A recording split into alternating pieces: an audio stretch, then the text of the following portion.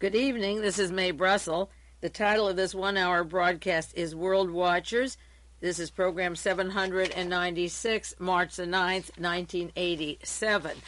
If you want a back broadcast, because I refer to them quite frequently, send a self-addressed stamped envelope to me, Mae, and then Brussell, P.O. Box 22511, Carmel, California, 93922. If you tape the broadcast off the air, which I hope you do, send a self-addressed stamped envelope once a month and request the bibliography sheets for the month of February or past January, no more than 4 or 8 to a single request at one time. I have to space this out, but write to me and I'll send you the bibliography sheets. Hopefully you'll put them in a 3-hole notebook in chronological order so you can look back on the broadcast. I see that Mr. Kohler, the communications director, has resigned from his appointment. That lasted about 2 days. When he was appointed, the resume that went to the White House, to Nancy Reagan and President Reagan, did not mention his being a member of the Jungfolk, Hitler's Youth. Mr. Wick, Charles Wick, the close friend of the Reagans, pushed this appointment through because he didn't get it. He will go on and work for Mr. Wick in another capacity with U.S. Information Agency Service. He came from Associated Press International, and we can talk more about him later, but he's out of a important position that would have put more heat on the White House at this time. There's an article in the San Francisco Chronicle this morning about William Casey, that he can't recover his speech and won't be testifying, but then another part of the article goes on to something very interesting. And again, this pertains to many, many broadcasts I've done in the past. It's titled Australian Connections to Oliver North Probe. Several military and intelligence officers who helped Marine Lieutenant Colonel Oliver North ship weapons to Iran and Central America were closely associated with the co-founder of the Australian financial concern that collapsed in 1980. Among those linked to the failing Sydney-based concern, the Nugan Hand Bank, and its co-founder, Michael Hand, was Richard Secord, General Secord, a retired Air Force Major General who helped North conduct airlifts of weapons to the Middle East and to Central America. And Richard Secord went on to Stanford Technology, and I want to do more about that this evening. The article says the Australian study, parts of which are still secret, was completed in 1983 by the Commonwealth New South Wales Joint Task Force on Drug Trafficking. This involved the same thing that the Christic Institute is filing a suit against 28 or 29 defendants regarding assassinations, drug trafficking, political coups, intelligence community working with the higher persons in our government like National Security Council and even up to the White House. This Nugan Hand Bank involved assassinations, lots of murders, drug trafficking, very high top generals and admirals, and William Colby of the CIA, who ran the Phoenix program when Oliver North was part of the Phoenix program. The article goes on, the study is receiving a scrutiny again in Washington because of the details it contains about activities and movements of weapons around the world and many of the figures involved in the Iran-Contra affair. The Australian report concluded that several former CIA officials and contract operators, among them Theodore Shackley, Thomas Cline, Rafael Quintero, were involved in military intelligence-related activities with Michael Hand and Richard and Mr. Nugan. They were involved in various activities related to top officers and the Nugan Hand Bank agents. The Tower Commission reported on the Iran-Contra affair, and other published reports linked all of these men to operations in the Middle East and Central America that were directed by North, the National Security Council aide dismissed in November by President Reagan. Secord and the other men in the network are the focus of investigation of the Senate Foreign Relations Committee. The Australian study, a congressional aide said, provides additional evidence that will help the committee determine whether the group simultaneously functioned over the years as official government intelligence agents while conducting legal and illegal operations for profits. The Australian study does not demonstrate that Richard Secord, Theodore Shackley, Thomas Cline, or Quintero smuggled weapons or narcotics. That isn't what the Australian government was looking into. But it does say, however, that these men were very close to Nugan Hand, persons setting up the bank, to Mr. Hand, a former Army Green Beret and military intelligence officer who served in Laos during the late 1960s with the CIA-owned the airline Air America. Mr. Hassanfaz, who went down in Nicaragua, also was a pilot over there in Southeast Asia for Air America for quite a few years. Now we're going from the Nugan Bank to the Wilson Turple connections to assassinations, gun running, narcotics traffic that is coordinated by offices much, much higher than Mr. North and have to do with Henry Kissinger and Task Force 157 and Robert Gray, who runs the Public Relations Office, and Bobby Inman, and a network of persons in the government and working outside the government for fringe payoffs who have been involved in effecting coups, overthrowing countries, just as Theodore Shackley was in charge of getting rid of Salvador Allende and putting Mr. Pinochet in power. They have worked with the teams that are the subjects of many, many books coming out that have been out for a long time, and the linkage of these people is at the very highest level, and the little pieces of the puzzle are surfacing every day. Now, in desperation to stop what they cannot have to get out, to put the lid on what they don't have to tell, the committee in the Congress that's investigating this matter filled in a position of a man very closely tied to Theodore Shackley. The Washington Post has a story. Thomas Polgar, the Central Intelligence Agency station chief in Saigon when it fell in 1975, has been appointed as a staff member of the Select Committee on Secret Military Assistance to Iran and Nicaraguan Opposition.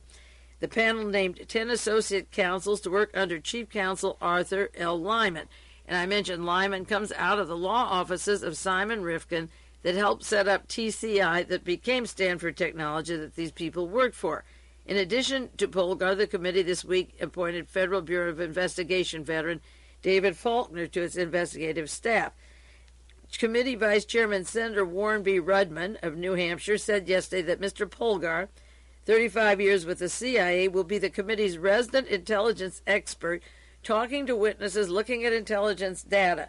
Polgar's son is Senator Rudman's legislative director, making this very cozy. Rudman said that other members of the special panel include Chairman Senator Daniel Inouye.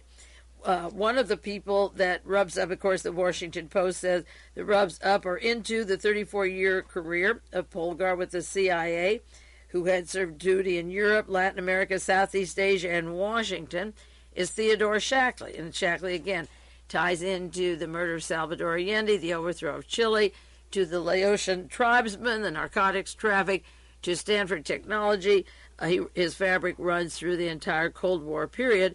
Theodore Shackley had the job of station chief in Saigon until 1972 when Polgar replaced him in Saigon, and then Shackley went on to Washington and headed the agency's East Asia division. In late 1980, Shackley then retired, worked as a consultant for the company owned by Albert Hakim that has been named by the Senate Intelligence Committee as one of those, according to the documents, that played a key role in the Iran initiative and in supplying the Contras. So now we have a man from the CIA who replaced Theodore Shackley in Southeast Asia, who is going to take testimony from witnesses and can screen out those that he doesn't want to be heard, and who is a clearinghouse for material, just as G. Robert Blakey had teams similar to this with the House Select Committee on Assassinations to keep out the main parts of the assassinations of John Kennedy and Martin Luther King that they were supposed to be investigating.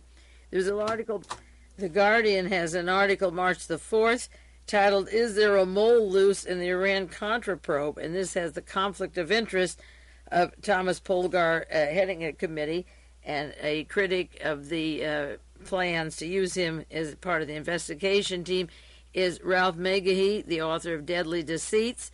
It's the real title, Deadly Deceits, My 25 Years in the CIA. And he said, "I've never seen such a blatant case before when you're investigating the executive branch misdeeds and illegalities. You appoint someone who will protect the agency. That is blatant." And it goes on to mention the relationship of Oliver North to these very people and having this man take over Theodore Shackley's job in Southeast Asia, when those people that should be investigated are very key to what's happened through this whole fabric of politics since the end of World War II and the beginning of the Cold War starting in 1945. I've cited several times the conflict of interest of Frank Carlucci of the National Security Council and his role with Erich von Marburg, an associate of Thomas Cline's and Theodore Shackley, and Richard Secord again, and the National Security Council running its operation while protecting the very agents that they used for many of their activities throughout the year. So the close proximity of Frank Carlucci to this very team from the Nugan Bank and the appointment of the CIA station chief in Saigon with his link to that bank and the Nugan Bank, pieces of this puzzle are going to come out now. Just the fact that Nugan is being investigated by a different committee is very important. I don't want to pass over the fact that General Edward G. Lansdale died. He just died recently, February 24th, last week. He began his career again in Burma and Southeast Asia. He was active in the Philippines with Douglas MacArthur. He put down the very persons who were fighting the Japanese fascism at the time, the party called the Huks, H-U-K-S.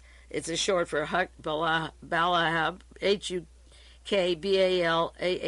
I may not pronounce that properly, but that's the way you spell it. These were a group of persons that founded an organization in March of 1942 to fight the Japanese forces in the Philippines, and when the war was over, they were treated like the war criminals. Their leaders were put in prison. U.S. Army Counterintelligence Corps took care of them thanks to Colonel Edward Lansdale, who was living in the Philippines and stayed there and then went back to begin the kind of torture and activities and imprisonment of the resistance movement that was identical to the use of Klaus Barbie by the CIA when the war was over to put down the resistance movement of France in Europe and punish those who had opposed fascism. The San Francisco Chronicle and the Monterey Herald had some quotations about Ronald Reagan and some press conferences yesterday on Face the Nation. Well, he didn't have them, but his White House advisor, the former NATO ambassador, they refer to him as that. They prefer than to say the head of the Center for Strategic and International Studies, because so many of his people are involved in Contragate.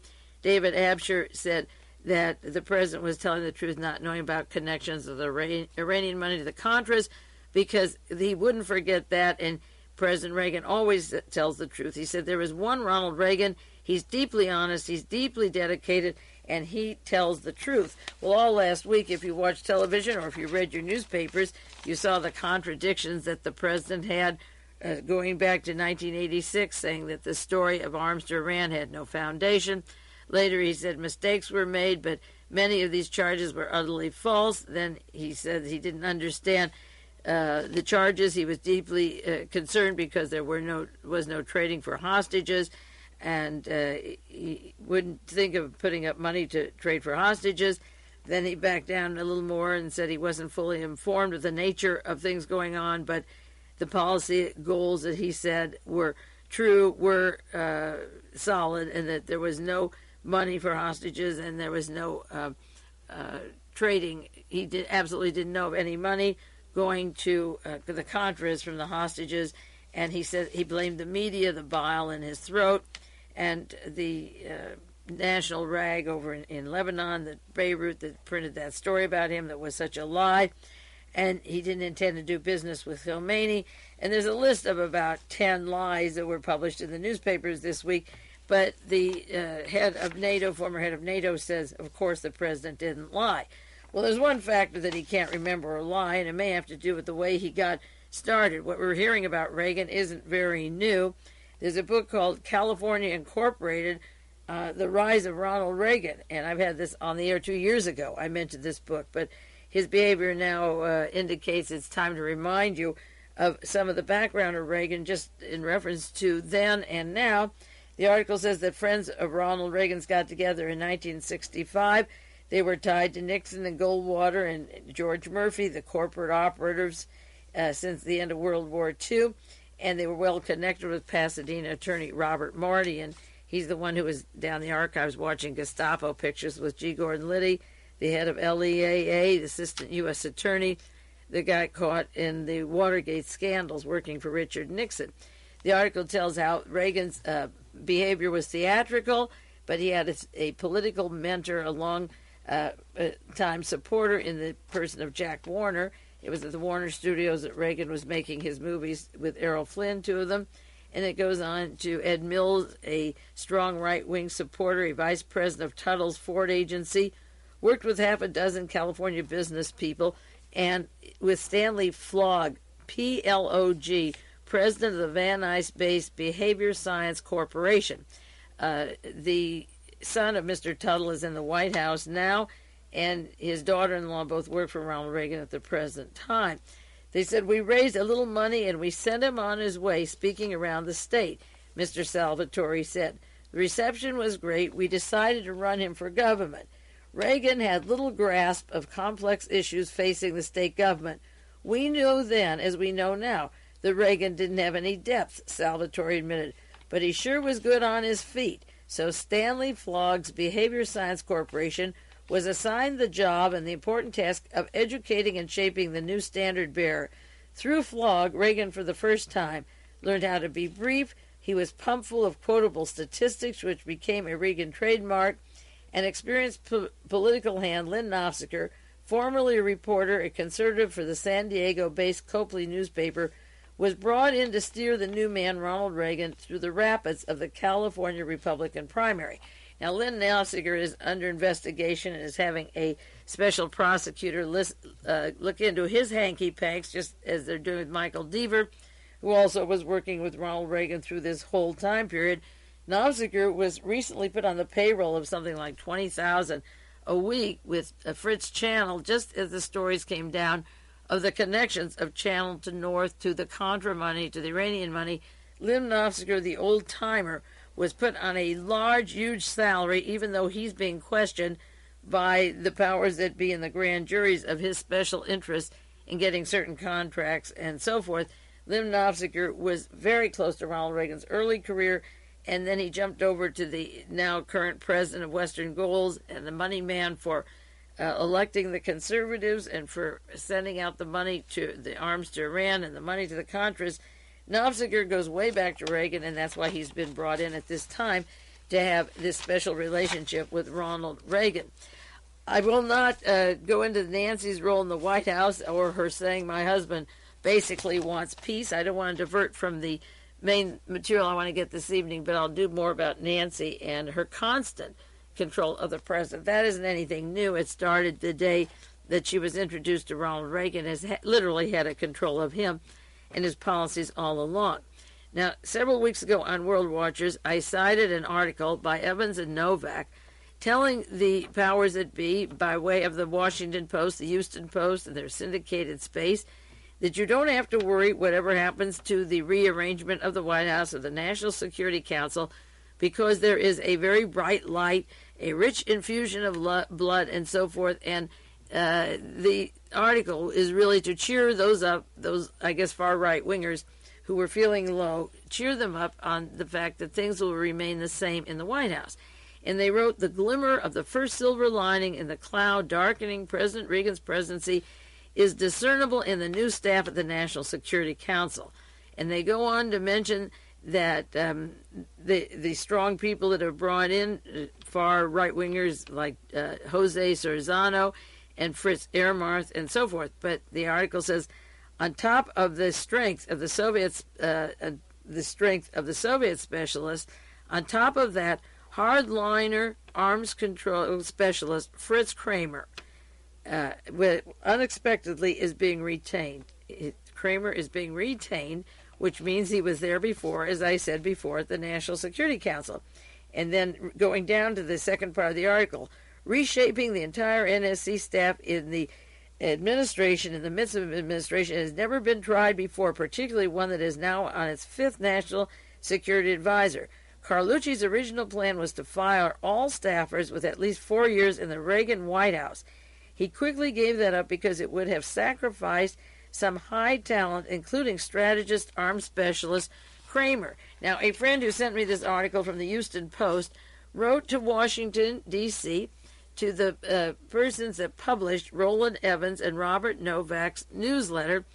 It's titled Inside Report, Chicago Sun-Times, 1750 Pennsylvania Avenue, Northwest, Washington, D.C., 20006, at February the 17th. And this friend wrote to them about Fritz Kramer. And they wrote back to her, Dear, I'll leave the name off the air, we aired. The Kramer at the NSC is Sven Kramer and not his father, Fritz Kramer. Now, they all of a sudden did, like the history books of the Battle of the Bulge, remove Fritz Kramer from the contents of this article. Now, Sven Kramer is not the strategist. Sven Kramer is not the light at the end of the tunnel. He is not the silver lining in the cloud darkening the presidency that he's going to remove it. He is not the strategist, the arms specialist.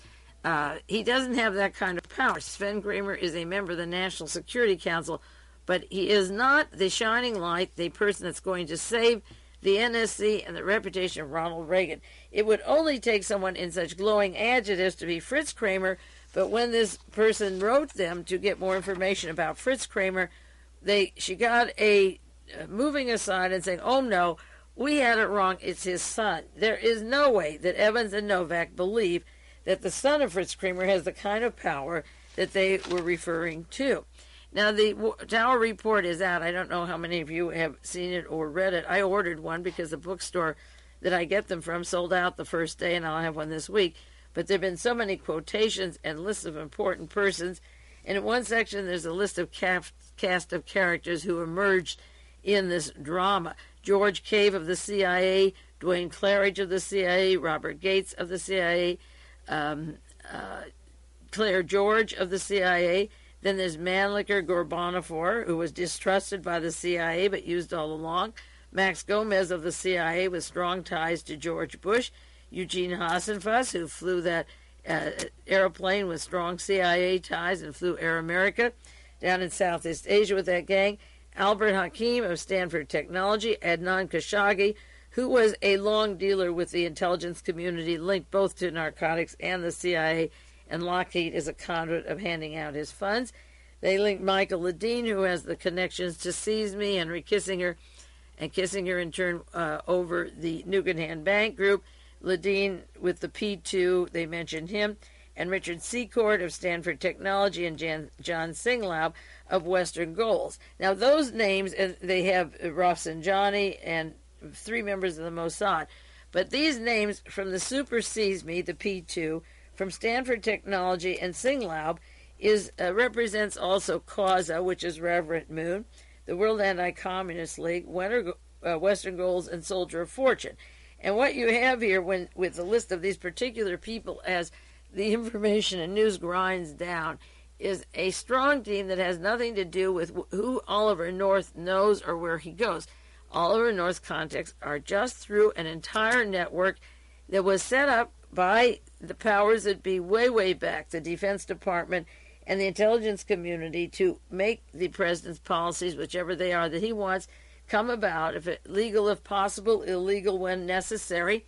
And these people all merge through the years, of course, in all of my research, and they have a role to play in this activity, but then separately I've studied them in terms of their links with Nugan Bank, with the Italian fascists that go on down to Central and South America, the International Fascista, and the centering of all of this in a group in Palo Alto that is so important for Theodore Shackley and Mr. Hakim and Edwin Wilson and Thomas Clines, known as Stanford Technology. Now, the Tower Commission has some reports. Many of you might have seen it. Charts reveal private Contra network. And this is very important because the areas that center in all of this are the Western Goals headquarters, which I did many, many months of broadcasting on through the last few years, the Swiss bank accounts attached to the Galen organization, Permindex, to the murder of John Kennedy, Robert Kennedy, Martin Luther King, and John Singlaub's relationship to domestic intelligence, to computers in police departments, to Soldier of Fortune magazine for recruiting the mercenaries, and the networks of these various activities, and now the Nugan Bank, all tie together, and these people are simply like a train or an airplane service that who's ever in power gets on. There is no way that Robert McFarlane or Admiral Poindexter or Oliver North ever did anything alone. This network goes so far back, and it is so thick. Now, these charts show the funding and notes. One page, I'm just citing because there's many, and I'll go into them. One page have to do with Oliver North's notebook. He has a little group, if you have that diagram, the NEP, National Endowment for the Preservation of Liberty, NEPL. And then there's a little arrow across, ACT, American Conservative Trust. Those were two fronts, and they sent money down to IBC, which was International Business Communications, run by Richard Miller in Washington, D.C. And then IBC has an arrow going across to IC and ICS. Now, the first reports of this that came out, and there'll be more describing it, describe IC Incorporated and ICS are little known about them, but then they lead to Lake Resources, a corporation registered in Panama and with Swiss accounts. Now, Lake Resources is important. IC and ICS are so far put aside, and these dummy fronts will fit into all the other types of espionage activity I've discussed through the years. But the Lake Resources is the setup of accounts by Willard Zucker, the attorney for Robert Vesco, and the chief investigator for the special prosecutor. Mr. Lyman came out of the law offices again of Simon Rifkin, who set up TCI. TCI became Stanford Technology, and this Swiss group have connections down in Panama, Swiss banks, lots of them, and Panama banks in the Cayman Islands. And the fronts of these organizations have various names. The network that they have drawn, and there's a lot of little boxes. The IC was allegedly run by General Secord again and Albert Hakim of Stanford Technology, and Secord's alias in all this was COPP, C-O-P-P. As far as the Lake Resources, Willard Zucker is the banker there. He represents Robert Vesco as the investment counselor for Vesco. Mr. Lyman of the special prosecutor team that has brought in the CIA man that replaced Theodore Shackley in Southeast Asia and Saigon is the attorney for Robert Vesco. William Casey and Richard Allen have worked closely with Robert Vesco. Edward Bennett Williams, who Ronald Reagan wanted to head the CIA now, he turned it down. He's the attorney for Robert Vesco. Vesco is the bottom line for a lot of these people and for their fronts.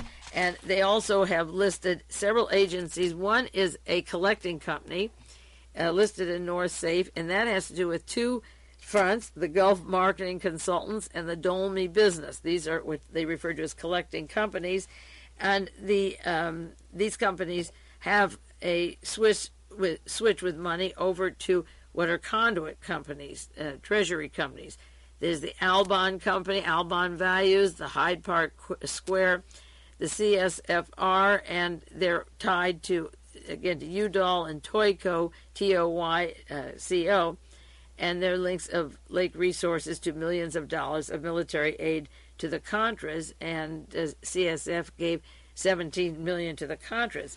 Defex is another one of the corporations on this chart, and this has to do with the Portuguese firms, and this is very important because out of Portugal came the Russian weapons or the Polish weapons, and they were sent down to Honduras and to the Contras. And when Mr. Josephus was down, he had Soviet weapons on the plane. And the Portuguese firm is a organization that has to be checked out because of the close links of Frank Carlucci to overthrowing the government in Portugal, very effective putting his particular power or our United States opinions into power in Portugal. And also William Casey and Richard Allen were close to Portugal, the coup there, and to the government. And also it is the location of International Fascista. I'll do more on the Portuguese connections. But out of Portugal, they get the Russian weapons, the Polish weapons. In Grenada, there was a warehouse full of Russian weapons stacked nicely that I thought were planted at the time. So they say Mr. Josephus was traveling with Russian weapons. These are used by agent provocateurs to say that those persons fighting the powers that be are using Russian weapons. And the Portugal link to the Eastern European weapons is very important for counterintelligence and so forth. IBC is one of the dummy fronts they used, international business communications, run by a Reagan campaign worker. And NEPL, the National Endowment for the Preservation of Liberty, could fund money into corporations such as this to buy the airplane that was used for delivering weapons to Iran and also down to the Contras. I'll take a 1-minute break and go back to the chart that you've probably seen in the newspaper about the connections of private aid, contra aid network, and how money was distributed. But it is not a simple operation of distribution. It involves a lot of countries, disinformation on weapons, a lot of dummy fronts, but a network that was set up many, many years ago, long before there was an Oliver North, and has been used. All he had to do was to step in the network and use it. It was set up for the purposes that he was using it, to fund the Contras, in case Congress said they couldn't have the military money, and the purposes have been the same throughout the years, to control another Central American country, in this case Nicaragua. And when Somoza lost out on that country, every bit of our means of intelligence was put back together to get the people in power that were there before. So I'll continue on that chart in about 1 moment. This is Mae Brussell. It is the second half of World Watchers, program number 796. And I want to continue with a diagram or chart that was in the possession of Oliver North in his desk, that was obtained by the Senator Tower Committee, that is very important. It indicates a network of private groups that were giving military aid to the Nicaraguan Contras and were sending arms to Iran, and what looks like a lot of little nodes like the NEPL, ACT, IBC, IC, ICC, Lake, so forth, ACE, are very important, because three is tied in elements are working here that are revealed through these letters and translations. One is the fact that Mr. Chanell, who kept these fundings going, Carl Spitz Chanell, took over the presidency of Western Goals when Larry McDonald was killed on the Korean airline. So that Chanell has the offices with Edward Teller and John Singlaub and Admiral Moore and Eugene Wigner, and high-powered military people and far right-wingers going back many, many years into the early Cold War of our country. They're on the board of Western Goals.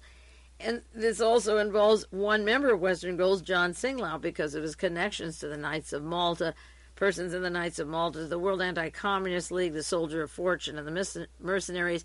And also, it links to the relationship of Chanell of Western Goals to the Swiss bank accounts that involve the First Bank of Boston, Permindex, the money that was put in for fascist organizations and death squads that have been operating, as I say, for a long, long time.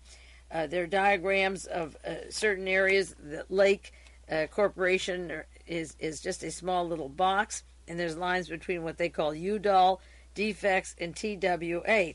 Defex is the Portuguese firm that says arms sales, and it's tied in with Energy Resources International, which is Stanford Technology, headquartered in Vienna, in Vienna, Virginia, not Vienna in Europe.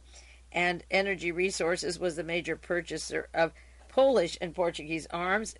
Transworld Arms was the Canadian company, and they worked with a corporation called Defex, D-E-F-E-X. Then there is the Albon Values, the Hyde Park Square Corporation, CSFR, and so forth. And each one of these little letters means something special. CSF is a code name for weapons again being sent. Investments identified in press reports. 17 million went from Swiss accounts to the Contra leaders. There's one called Toys or Toyco. 2 million raised went for military aid. Albon Values Corporation supplied 1 million to Amalgamated Commercial Enterprises that bought the Southern Air Transport that belonged to the CIA.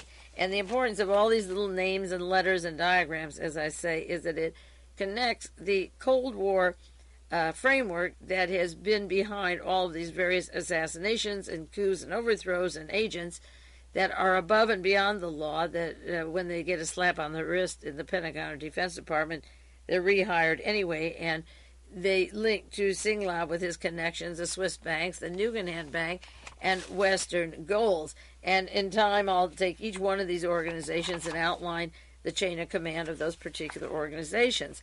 There's an article by Jeff Girth in the New York Times, February 27th. The Contra cash flow points to Oliver North. And it goes to this article goes to Project Democracy and so forth. But on the article, it was signed, not an article, but a memo signed by Fawn Hall. It has named Robert Owen, who is the liaison of the Contras up to the State Department, National Security Council. Andy Messick, one of those persons, head of an organization like John Singlab or many of them, funding the Contras. And then it mentions Causa and Mr. Pock. The writing isn't clear. Ed Pock and an arrow trips to Germany and CAUSA. But it doesn't say in this article how important that is. The Washington Post had a story on the 28th about persons involved in sending money to the Contras, and it mentions Linda Jewell. I mentioned her last week, and her work with Western Goals. And this article, the Washington Post, does better than Jeff Girth, and it says Owen's name is under the word is weapons, under Messing's is funds, and over Jewell's is money. Western Goals was taken over by Mr. Chanell in 1985, and Larry McDonald went down at the beginning of 1984, the end of 1983. Under the diagram are the unexplained references to Causa, the political arm of the Reverend Sun Myung Moon Unification Church, and to Colonel Pak. Colonel Bohai Pak, one of Moon's top lieutenants, is president of News World Communications and the Moon-owned media, the conglomerate that owns Washington Times and the Tribune in New York. Well, today the Guggenheim Bank was mentioned, but very little, if anything. This is the only article I've seen that mentions the links of Reverend Moon to Mr. Chanell, and of course that's Lynn Nofziger and the whole network of the early Reagan team, and this is the Cold War banking house for covert actions tied into the international Nazis, the Galen organization, and so forth. But this is the one article that I see that just mentions Reverend Moon as his name on these ledgers and tied with them, and so far they're protecting him from that for very good reasons, because of the gun running, the narcotics, and the death squads, and the linkage of Moon to the World Anti-Communist League and to the Kuomintang in Taiwan and Ryosha Sasakawa. So eventually all these people will tie together. Now the common denominator of all these people, the most important denominator, they're trying to push most of the activities on Oliver North. And almost every major article I have, and I have maybe 60 or 70 in the last 2 weeks, refer to Thomas Clines and Albert Hakim and North and Richard Secord working with Theodore Shackley out of the Stanford Technology and its dummy front listed in Vienna, Virginia. And I want to go back to a broadcast I did 6 years ago, number 520, and I've mentioned it before, on Otto von Bolschschwing, because von Bolschschwing, from the OSS and then the CIA, set up and was part of the organization that came directly from Stanford Technology. It evolved out of TCI, and these people were involved with TCI for a long, long time. And the power this organization has, or institution, or whatever you want to call it, had an early beginning going back quite a few years, and had very important people involved with it. And all of a sudden they want you to think that these operations are run by a lieutenant colonel. November 22nd, 1963, I had a broadcast, interestingly enough, on the anniversary of Kennedy's death, and in a chronology of Otto von Bolschschwing. He came to the United States in 1953. Prior to that, he worked from 1941 to 45 as a U.S. intelligence agent while he worked for Adolf Hitler in the SS. In 1945, when the war was over, he switched his allegiance from the Waffen-SS to the United States. In 1954, he arrived in the United States. He had a citizenship in 1959, 1 year before Richard Nixon was to run against John Kennedy. And his mentor, the Elmer Bobst of Warner Lambert, was the same person in charge of Richard Nixon's career since World War II. Otto became director of international marketing at Warner Lambert. He had close ties to Alfred Driscoll, honorary board chairman of Warner Lambert. And by the mid-1960s, after Kennedy was killed, he was an executive with Cabot Manufacturing. Missing here are the Kennedy years in his biography, but Mr. Cabot Lodge, as I mentioned before, ran against John Kennedy with Richard Nixon in 1960. By the 1960s, Otto von Bolschschwing was financial advisor for Cabot Manufacturing. He represented their German subsidiary with $50 million, a carbon factory. Thomas Francioli, and this is very important, of TCI, was senior vice president of the First National Bank of Boston, and he financed deals with Otto von Bolschschwing. Now, First National Bank of Boston was the one who headed Credit Suisse, the paymaster for Permindex, and the assassination teams, and I mentioned in terms of money washing and drug money related to Merrill Lynch and to E.F. Hutton. The First Boston National Bank of Boston had, with Credit Suisse, merged with the Merrill Lynch operations and have a Swiss, well, several Swiss subsidiaries, but basically merged, the three of them merged, the Merrill Lynch, the First Boston Bank, and Credit Suisse, and these are the groups involved, as I say, with fundraising for political assassinations, linked to assassinations, narcotics traffic, with offices, the same offices and people working in Switzerland now that worked with the assassination teams, and Willard Zucker, the chief banker there for Lake Resources, representing Robert Vesco, who worked with these very teams. And Francioli was a vice president of the First National Bank and was on the board of directors of TCI. Von Bolschschwing started an importing business from Argentina of wine, and in 1969 he came to California, to Silicon Valley, and this is very important because TCI, which was Trans International Computer, and I've had this before on the air, had two subsidiaries, AIS, Advanced Information Systems, and ISS, International Imaging Systems, that was a subsidiary of TCI, and it was used, the TCI Corporation monitored the 1967 Arab-Israeli War. They hired von Bolschschwing in 1969. They were going to commercialize technology. They put him in the Defense Department with security clearances. He had contacts in Germany, Switzerland, Liechtenstein, Netherlands, Antilles, South America, and on the board of TCI with Otto von Bolschschwing when he became president was John Paul Getty, Emmanuel Sinakis, whose name was just in the news today. He's the chairman of Fairchild that merged with Schlumberger. Walter Leverton, Judge Newson. Finakis is also associated with Ford Aerospace, Philco, past president of ITT, former vice president of Fairchild. Now, Otto von Bolschschwing came to California at the time period of 1959, came out to California in 1969, and jumped right into a corporation known as TCI with a lot of heavyweights. And I want to read you, I've never had this on the air before, I don't believe I've ever had it, the way the company was formed, that it had to collapse or go underground because of a massive investigation, a financial scandal. But the heavyweights of the people who worked with Otto von Bolschschwing and then the lightheads that set up the organization are important to say how the Swiss bank accounts got going, because into this organization came people or the child of these organizations, such as Thomas Cline, Theodore Shackley, and Albert Hakim from Iran, and moved to make a relationship between narcotics traffic, death squads, international fascista, under the umbrella of Stanford Technology, which was operating in full swing at the time the Contragate came down. Ronald Reagan has used it very nicely. Now, the corporation papers of TCI, they refer to themselves as the company, and they describe the management of the company. One was Emmanuel Finakis. This was TCI, and then it becomes Stanford Technology. Now, Stanford Technology just didn't start with Albert Hakim and Secord and Singlaub and Shackley, or I know Singlaub came into it from Southeast Asia. He wasn't part of Stanford Technology, but meets up with them later. Thomas Klein's was one, and Edwin Wilson. All of those heavyweights that control our National Security Council, the Defense Department, the CIA, get weapons and make huge profits and never have gone to court until now. Edwin Wilson is the only one that's been arrested. The people that set this up originally were very heavyweights. One was Emmanuel Sinakis, spelled Fthenakis. And starting from the corporation papers, To give you the background of Senekes, he was described as the company's board of directors since May of 69, a member of the executive committee till August 69, and then there's that transition later that becomes TCI.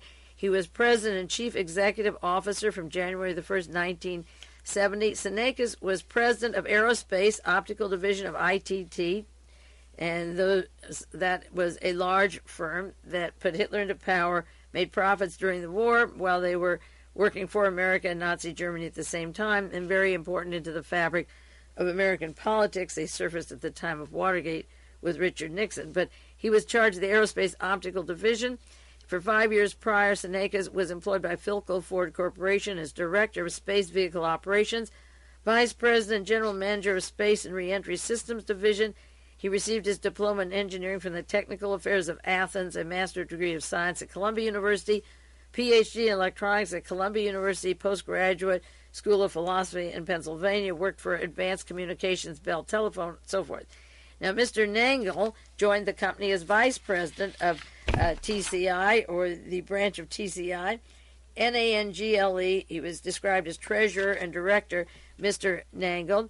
He was the company vice president of operations in January 70 and elected to the company's board of directors. He joined the company in April 69. That's when Otto von Bolschschwing came in. He was controller of the Aerospace Optical Division of International Telephone and Telegraph, ITT again. Prior to that, he served as financial manager 18 years with Philco Ford, Ford Motor Company, and Ford and ITT, of course, were two of the big suppliers of Adolf Hitler. Mr. Nangle received his Bachelor of Science, magna cum laude, Business Administration, Boston College. Mr. von Bolschschwing, described in the brochure, joined the company as a consultant in June 69. He was their vice president, business affairs, in April 70, the secretary in June 70. For 2 years prior, he joined the company. He was an international consultant to many companies, prior to which he was chief executive officer of Cabot GmbH, a German subsidiary of Cabot Corporation. He holds a degree in Masters of Business at the University of Breslau. Now, none of this brochure on this corporation with these heavyweights mentions at all the background of Otto von Bolschschwing, and he lied when he came to this country and said he was not a Nazi criminal, a part of the Waffen-SS, but the board of directors is shared by Mr. Senekes, Mr. Nangle, and Otto von Bolschschwing, and von Bolschschwing, of course, had a translator for TCI named Helene von Dahm, who was in Ronald Reagan's offices in Sacramento for 8 years, making appointments for him. Now, under the list of board of directors, they list several people, individuals or groups that set it up. Each of these directors are the three highest paid officers, and this is very important to how these corporations are set up. One is Mr. O.S. Williams, Jr., another is Larry F. Vance. Williams was chairman of the board of directors, president of the company. Larry Vance was vice president, secretary, and director. Now, when they had some mishaps, financial mishaps in California, described as one of the worst handled or the most explosive security investigations in the history of finances, it was all kept very quiet, and thanks to Pete Carey, the San Jose Mercury, he went up to Sacramento and got the corporation papers of TCI, or the legal papers having to do with the questions taken down at the time of the lawsuit involving Emanuel Senekes, Charles Nangle, and Otto von Bolschschwing. Also on the board of this company, before I read you part of the court records, there's Otto E. Berg, director of astrophysics, principal investigator of NASA of the Goddard Space Center. That's Otto von Bolschschwing, Senekes, and Nangle. Dr. Dean Brown, Ph.D., Senior Research Engineer, Systems Development Group, Stanford Research Institute. That's different than Stanford Technology. Jean-Paul Getty, Jr., Executive Employee, Director, Executive Employee of Getty Oil Company. Dr. Harold Lammons, Ph.D., Physicist, Senior Science Executive of EG&G. Dr. Jake LeBoux, Director, President of Inelco Industries. Dr. Walter Leverton, Vice President and General Manager, Satellite Systems Division, Aerospace Corporation. And Frank McKetno, Executive Employee of Getty Oil Company. And Hardy Seltzer, partner of Forest Products, and so forth. Now, those are the heavyweights, with von Bolschschwing right in the middle, and the directors, one is O.S. Williams and the other is Larry Vance. Now, here is some of the testimony of how this thing got together. based upon questions asked Larry Vance. I'm citing page 33 of the court records. Really, honest to God, none of the syndicators or myself or certain directors had any knowledge of how to set up a corporation or how to run it. These are the directors. Those were the heavyweights. And out of this came Stanford Technology from TCI. And he's talking about TCI. We had no way how to run, no information how to run it or what a public offering was. We didn't know any of that crap. And I really don't believe Williams knew a hell of a lot more than we did. He always had books around, piles of corporations and stuff. He was reading them all night. He came back with a new plan. The next day he'd change the plan. He'd get this idea of delaying taxes he's telling us about, and we thought, gee, that sounds like a good plan. And then one evening I was in late, and on top of his desk is an article in Time magazine called The Hidden Money Trail, how the mafia hides the money around through Switzerland and all that crap. It was just a goddamn quote. After a while it got so goddamn ridiculous, you know, we got sick of it. And then Otto von Bolschschwing was hired through a contact of Dutch Van Roy, who's a private investigator. And when he came, he brought expertise to the corporation in a form of consultant, and a hell of a lot of what he said to do wasn't followed. But if they had, probably wouldn't have had the problems they had today. Otto and I finally got together. We were the only ones that ever did any work on the trips as far as trying to locate corporations for acquisition. We located Futh in Germany, F-U-T-H, another firm in Switzerland, I don't remember off the bat, one in South America. We started getting active in the acquisition of it, and they were legitimate arrangements, but somewhere along the line the horns were pulled back, and they went to Intelcom, which Seneca's had a long, big chunk of, an advanced information system, and so forth. He said, we never did know what the corporation was supposed to do, other than a holding corporation, acquiring companies. They were in the computer-related industry. Now, after Williams was kicked out, Carlucci was kicked out, and Schlotthauer is kicked out. And these guys were never really part of the corporation. They set it up for the other persons that took over, like Getty and von Bolschschwing. They're no longer around. He was asked, Mr. Vance, have you ever heard of IMC, Industrial Manufacturing Corporation? No. It was a corporation set up by Williams and Carlucci in Las Vegas. Williams is one of the directors of TCI, through a stockbroker in Vegas. He said, I don't know. They set up a company and they acquired control of Lamplane Company. I don't know anything about it. All I know is that they acquired it. That's all hearsay on my part. I asked Otto von Bolschschwing what those guys were doing, and he said, well, they've done such and such, so that's about all I know about it. This is court testimony. They've done such and such. Now, what guys? What is your understanding? The attorney asked. We called them the Cowboys. I don't really care for that to go across to that, too, but we called them Cowboys. They kind of grouped together. I don't know. They just, and the questioner said, who? He said, all the syndicators except Otto. There was Weichel, Carlucci, Schlotthauer, Williams. Williams is the director of this company, and Mr. Mott. What did you call them? We called them Cowboys. You know, just an abbreviation for naming everybody. That's just about the way they operated. Out of bars, never to work on time. 2 or 3 in the afternoon they'd come up, party all night. They just couldn't operate a business. And the heads of these businesses are people like Mr. Getty and Judge Newsom and Otto von Bolschschwing and Mr. Seneca's of Fairchild Schlumberger and so forth. Now, who set up IMC, to your knowledge? I understand Otto. That's when they got a shell. And Williams put it together. Did you ever talk to Williams, Carlucci, or Schlotthauer? No, I talked to Williams briefly. Sometimes we went to have lunch. We set up a new corporation, and we're talking about taking it public, and everybody's making all kinds of money.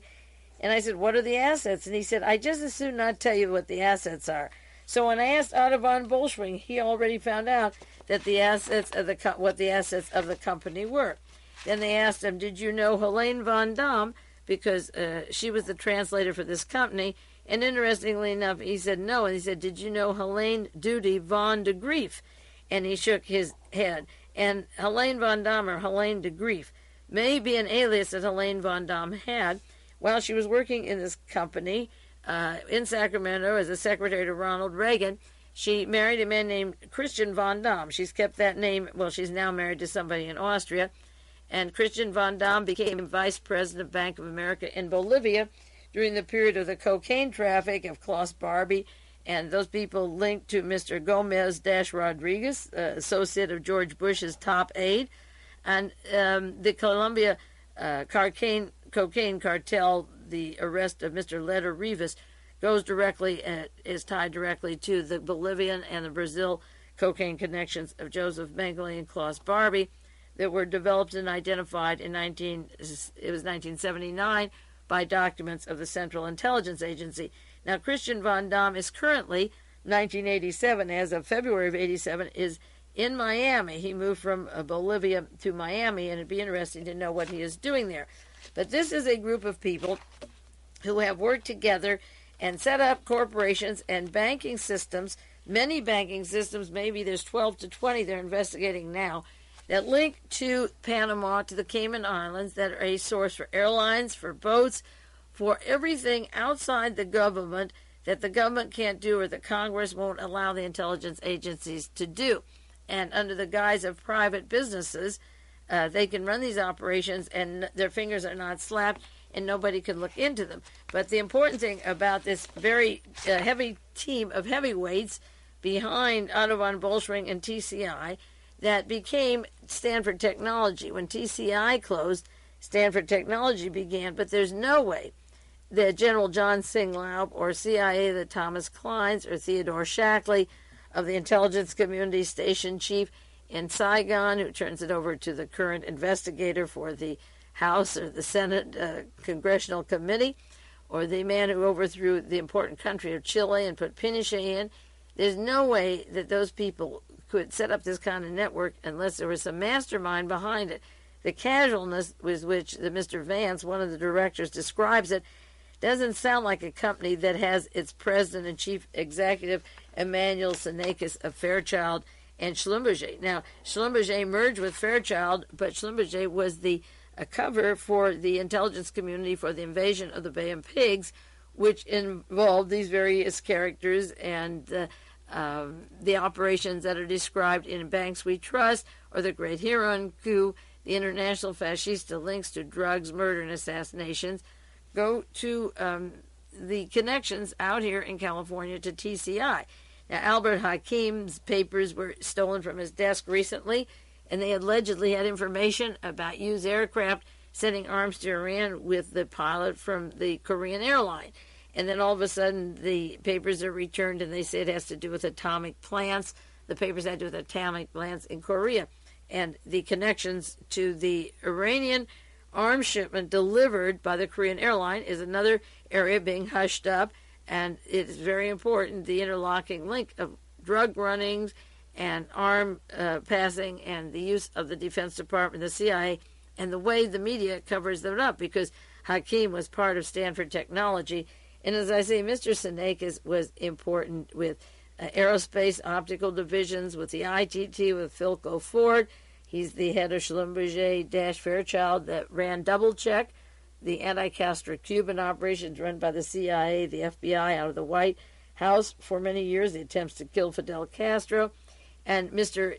Nangle Nangle is vice president of an operations treasurer of TCI, important man with ITT, with weapon systems, with Ford Motor Company, and connections to Boston College and to well-known institutions back east, getting his degrees, and then von Bolschschwing working with Senekis, Nangle, and as a team, not describing his SS, Waffen-SS background, his buying in Israel, is working with the Grand Mufti, is working with the Iron Guard, the Nazi Iron Guard, notorious killers, and most of the heads of that organization came to the United States. And von Bolschschwing, according to this little description of the corporation, you wouldn't know he was the man in charge of taking money and property from the Jews and converting the gold into the Swiss banks that could be used later for these other operations. Mr. Vance, Larry Vance, has testimony, and I'll do more as time comes. I'd like to write an article on the linkage of the early Stanford Technology, Otto von Bolschschwing, Mr. Nangle, and Senekis, and the Mr. John Paul Getty, who has long Nazi associations. They were written up in a new book about Getty, or the Dr. Dean Brown from Stanford Research Institute. They tap into the establishment in every way, and the network is set up so that when somebody comes along like Ronald Reagan, who's put in through a lot of mind control and powerful people in California, it can still operate and use that network. So when Ronald Reagan was president, all Ollie North has to do is to tap into this network, and out of a hat comes Albert Hakim and his contacts in Virginia that set up with the Southern Air Transport, or with the banks and Willard Zucker in the Swiss banks, holding the accounts of Robert Vesco and his interconnecting links to intelligence and assassinations and gun running and so forth. So that every article that I have on the Contragate, and there are many of them, just always mention Hakim, Secord, Singlaub, and the bottom line of all of this, based upon all these large articles, and just 30 or 40 in the past 2 weeks, always go back to the operations of Singlaub, Secord, Clines, and Shackley, which is that network that was set up to do just what it was caught doing. And the way this unfolds, goodness knows now that it goes to Nugan Bank, and their ties, of course, last week, called Marcinkus, the Vatican was won by the Italian government, and the P2 and Licio Gelli tied directly into these operations also. So does Reverend Moon of Causa. And the Nugan, a lot of the areas that I've talked about on the air for the past 17 years come this May are being sucked into this very group that has been a small team operating in the Philippines, Southeast Asia, in the Mediterranean, in South America, and Central America, and have been active with narcotics traffic going as far east as Iran, Pakistan, Indochina, and the narcotics traffic ties to the banks, the gun running, and the fascism under the goal of avid anti-communists. All this been going on continuously. I just can't imagine how I'll ever have enough time to share some of the most important articles on these subjects. They are pouring in from the major newspapers, and they're all at least 1/4 of a page or a half a page or a full page in the news. But after reading many of them, I just come to the conclusion that all of this goes back to the original TCI that became Stanford Technology, with those heavy weights that set it up in the first place. Next week, I'll do some more details on specific articles, but I want to give you the background of this corporation, how it was put together, the half-assed way it was assembled, so you can see who really is running the show is a constant team that have used these banks set up for a long time to do whatever they thought was necessary. This is Mae Brussell, and I'll be back with you next week to continue some more on the notorious Contragate story.